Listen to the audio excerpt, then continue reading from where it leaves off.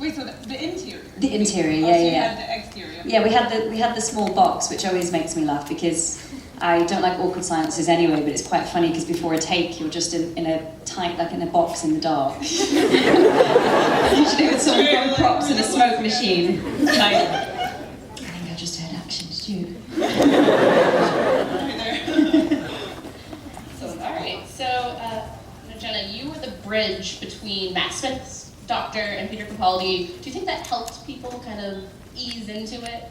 I don't know really. I think that's probably a question for probably the people who are watching it more than me.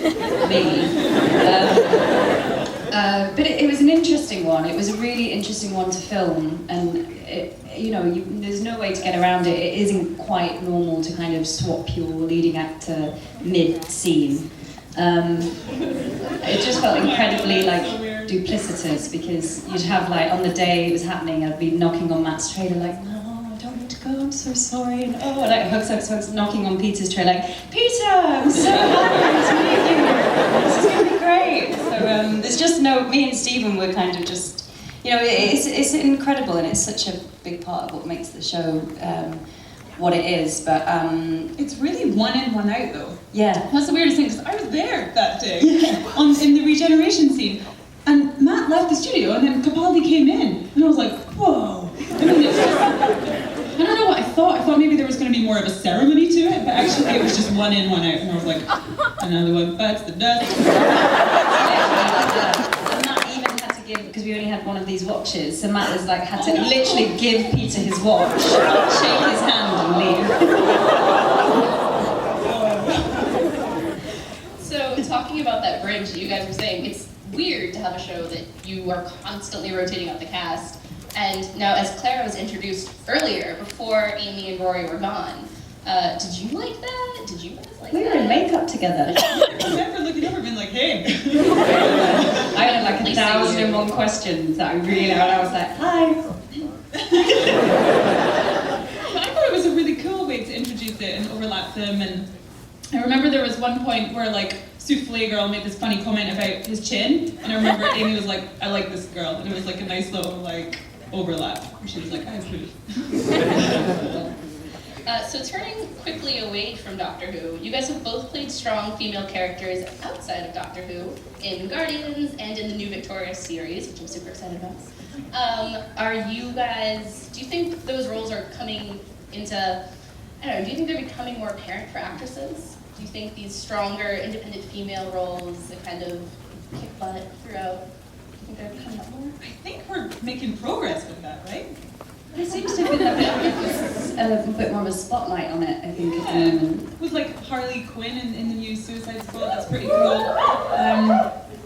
And actually, I was just at Comic-Con in San Diego, and all of the women in Marvel films took a picture together. And it was an amazing array of actresses. And I thought, whoa, we're really sort of getting somewhere with that. It was cool. Yes, can't wait for Nebula. So yeah. So,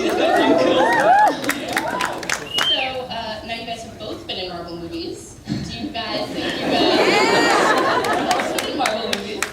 Technically speaking. Would you be up there to play a superhero? Would you guys be into more sci-fi? You've done Oculus with more horror stuff. Would you guys be into those roles more, or do you want to do something else? I want to play Spider-Man.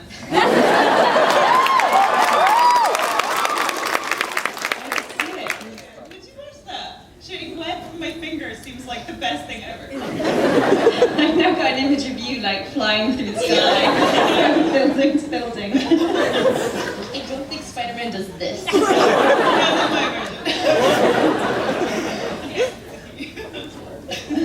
can be a girl, you can Spider-Gwen.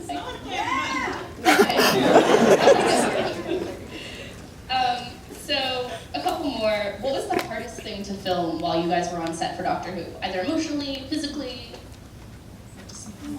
One time I got suspended upside down for 2 minutes straight and burst all the blood vessels in my face. Stephen did that to me too.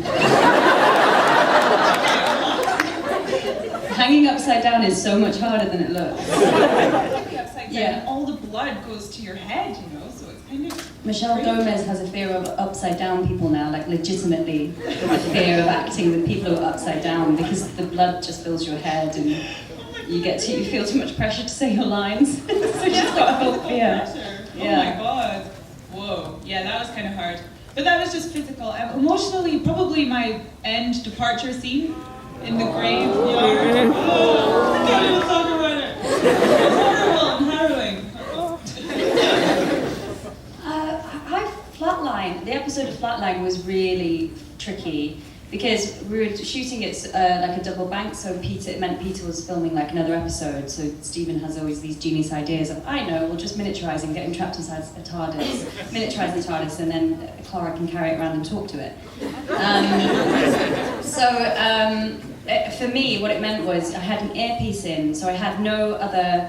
In terms of green screen and using your imagination, it was a kind of a CGI monster to imagine. Talking to someone who wasn't there and talking to a plastic miniature TARDIS whilst running around for the whole episode. So there was like no kind of real interaction with anyone or anything for like the episode. So that was probably the most logistically tricky. I don't know how you guys do it talking to nothing for the creatures, like being scared of a tennis ball. You've done it where you have to talk to yourself, haven't you? You know when they've created two Amy's that's interesting. Yeah, that's a weird sensation. I mean, they have a stand-in and she sort of says the lines, but then you have to redo everything. And imagine the way you would do it to react to the way you think he would react to the way you're doing it. Yeah, it's weird. So going on to favorites now, what was a favorite film location that you guys had? Because you filmed all over Cardiff and Wales and beyond. I loved being in the TARDIS because it's warm. January in Wales is... Oh my god, and we filmed in like castles and things which are just big fridges. I actually shot in a fridge. It was this scene in, oh my god, the Mr. Sandman, won't you do. And we get stuck into and then we get stuck into an actual freezer, so oh my god. They took us to a freezer where they store Christmas turkeys. And they were like, it's fine, you can only spend up to a minute in there though, because it's too cold. So run in, do it, and then run out. Yeah, because they wanted the real breath, I'm like, this is so unnecessary. That's insane. One time it was so cold that we actually had that breath outside, but it was supposed to be summer, so we had to suck on ice cubes and then spit them out right before a line, because that gets rid of the breath. Oh my goodness. In Lanzarote we shot for the moon, and that was like 30 degrees, but we had spacesuits on with helmets. Oh. So, for health and safety, we had to wear cooling suits, but the only way the cooling suits would work was in between takes, you had to go get plugged in to like a generator. Stood being plugged in, like an electric car. Between takes. That's absurd. That's certainly interesting. So, I guess one more. Amy, you had some surprise cameos going on, kind of as memories. You showed up every now and then. Yeah. That's what I do. Yes.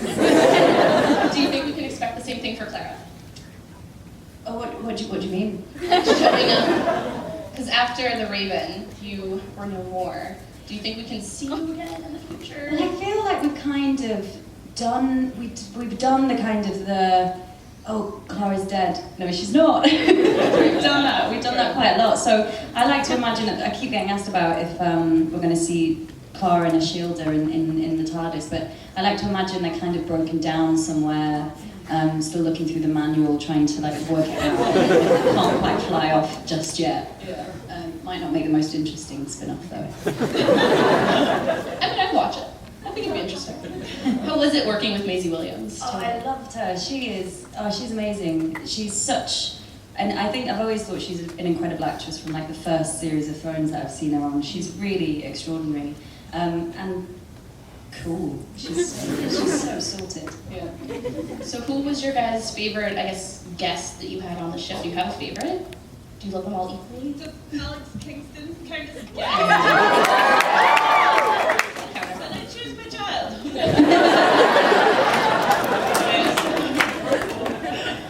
I loved having Alex around, and Michelle Gomez as well was very fun to work with. She's cool. And bananas.